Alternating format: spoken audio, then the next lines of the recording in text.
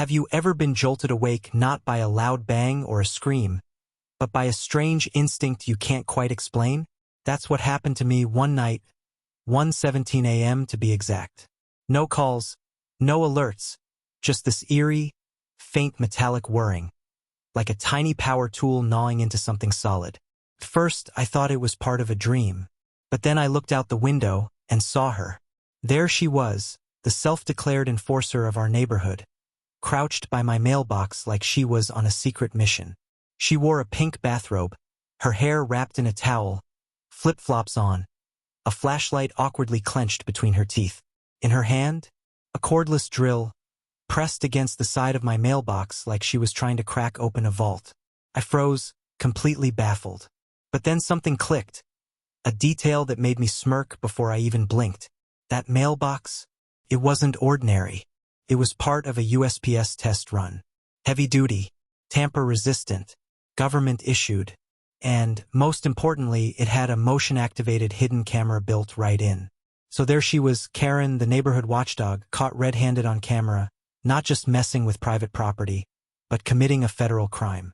All of it in crisp high definition. This from the same woman who fined my neighbor because their kid's tricycle wasn't neutral-toned. I didn't rush outside or dial the police. I just let the camera do its job. But then she did something even I couldn't predict. She reached into the mail slot, pulled out an envelope I'd left for pickup, and tucked it into her robe like she was looting a jewelry store. That was the moment everything shifted. This wasn't petty neighborhood politics anymore. This was tampering with mail, serious, federal-level wrongdoing. And I had the evidence. Let me give some context. That mailbox was installed after someone swiped 2 of my packages. One with sensitive personal documents, the other with mortgage paperwork. USPS recommended the upgrade, and I followed through. Karen hated it instantly, said it clashed with the warm, welcoming energy of the cul-de-sac, complained online that it made our street feel like a correctional facility. I ignored the noise. I figured she'd move on to someone else's choice of flower pots or lawn gnomes. But she didn't. After the incident, I reviewed the footage, 2 camera angles. One from the mailbox, one from the porch, and sent everything straight to the USPS inspector's office. Later that day, I got a call. The agent on the line actually chuckled. "We've had our eye on her," he said. "And you might have just given us what we needed." Apparently, Karen wasn't exactly a newcomer to their radar. But I didn't stop there. I compiled a tidy little package for the HOA board, timestamps, still images, the specific federal violations. I didn't include a single sarcastic comment. Just facts.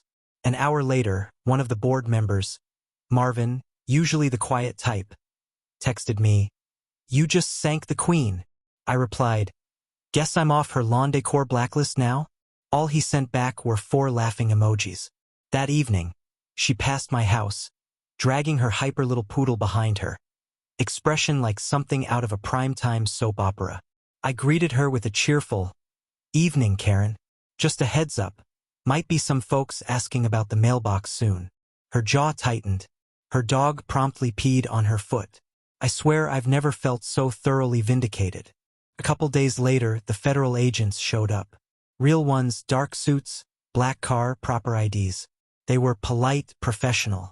I gave them everything, footage, SD card, even the system logs. When they asked if I'd be willing to testify, I didn't hesitate. They left just as calmly as they came, looking every bit like a scene from a procedural drama. Meanwhile, Karen was still trying to twist the narrative. But the footage and the law had already spoken.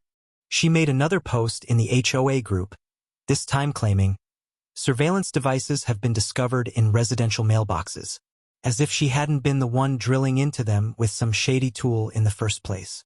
But this time, silence. No likes, no angry rants, not even Jeff with his clipboard or Rhonda, who basically breathes HOA bylaws, had anything to say. Just a few awkward emojis and then quiet. But then Marvin, the usually silent board member, uncovered something no one saw coming. A little digging revealed she had a sealed misdemeanor mail fraud charge from another state. The current investigation must have rattled a few things loose. At the next HOA meeting on Zoom, of course, Marvin shared video evidence, quoted the federal law word for word, and then pulled up her original HOA application.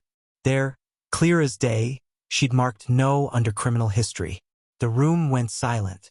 Someone finally said, "Motion to permanently remove Karen from board leadership." No debate. Passed unanimously. Her camera went black before the vote even finished. You'd think that'd be the end of it. The next morning, I step outside and see a bright orange laminated sign planted in my lawn. Warning: unauthorized surveillance detected. Crooked, probably made in a late-night garage craft session. I yanked it out and tossed it in the recycling without a second thought. But turns out, she distributed 5 more to nearby homes, hoping to rile people up again. I didn't fight back online or in the group.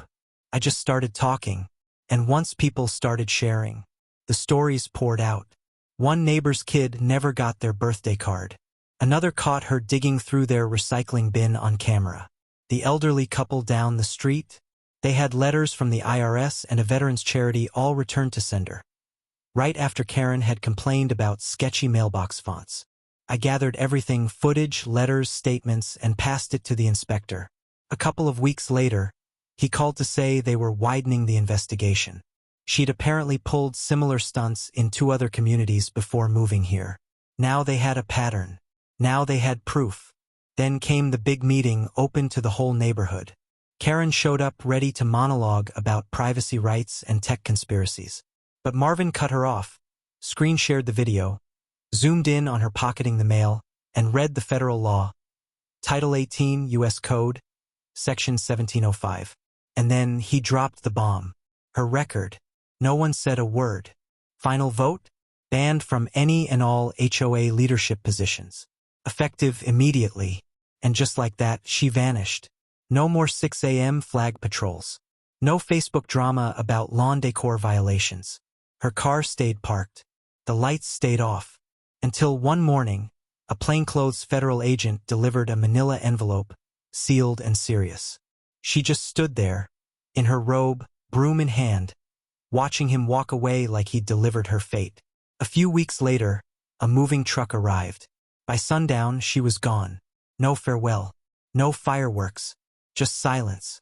Marvin suggested we throw a block party. Everyone pitched in: casseroles, music, sidewalk chalk. The kids drew peace signs and "welcome" messages. I brought a special gift, a bronze mailbox trophy with a little plaque that read, "In memory of HOA tyranny. May she finally understand federal law." Got a standing ovation. Now that house belongs to a young couple with a golden retriever and a toddler who waves at everyone. They asked if they could put up a community bulletin board. Not for rules, not for surveillance. Just something simple, something that brings people together. And every morning when I check my mailbox, I don't just look for mail anymore. I look around. I see neighbors talking, kids laughing, dogs being dogs. No more paranoia. No more power trips. That tiny hidden camera, tucked into a metal mailbox, brought it all down. I just pressed record. But she's the one who started the show. So tell me, did I go too far? Or did I finally draw the line that needed to be drawn? Comments are open. I can take it.